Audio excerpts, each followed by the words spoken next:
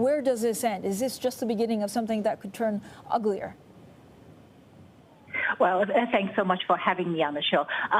I think that the problem is just like Morgan Stanley and Goldman Sachs, they were the American banks that, in a way, front-ran the European and the Japanese banks. They sold first, right? And then we know Nomura and the Credit Suisse, they're still in the process of selling. And unfortunately, Bill won some of his stock positions, especially in the Chinese internet companies.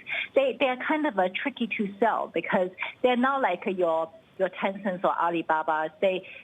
These stocks are more niche and they're not cheap. They never have quite a bit of a long-only institutional investor backing. So I see that these banks will have a tougher time selling those trades.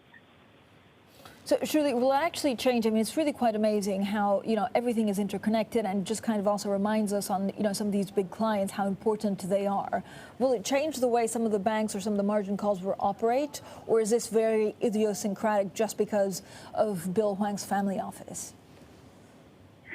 Well, Bill Wen, this is not the first time he got margin called. After the Lehman Brothers bankruptcy, he got short squeezed on the Volkswagen trade in October 2008.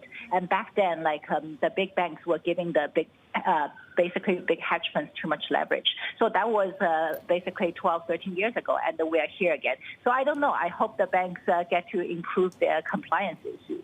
Like right now, it seems to me a mismanagement problem. The prime brokerages, the front offices basically overran the compliance and the risk department's decisions. And they gave Bill Wen so much leverage, and now they're basically having to soak up the losses. How much more pain, Shuli, could we see? And this is, the premise of all of your opinion piece, and you were just talking about it when we started this interview. How much more pain could there be ahead, and would it be done by the end of today, or could it, continue for a couple of days? I feel like it could continue for a couple of days.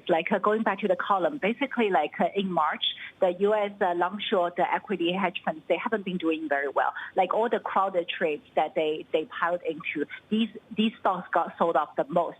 As we know, the stock market is doing a reflation trade and the value rotation, so on and so forth. So I think some of his media picks, like Viacom, CBS, and the Discovery, it's not just his picks. Other hedge funds were in there too, right? They might also get margin calls. So I think it would be interesting to see how it plays out.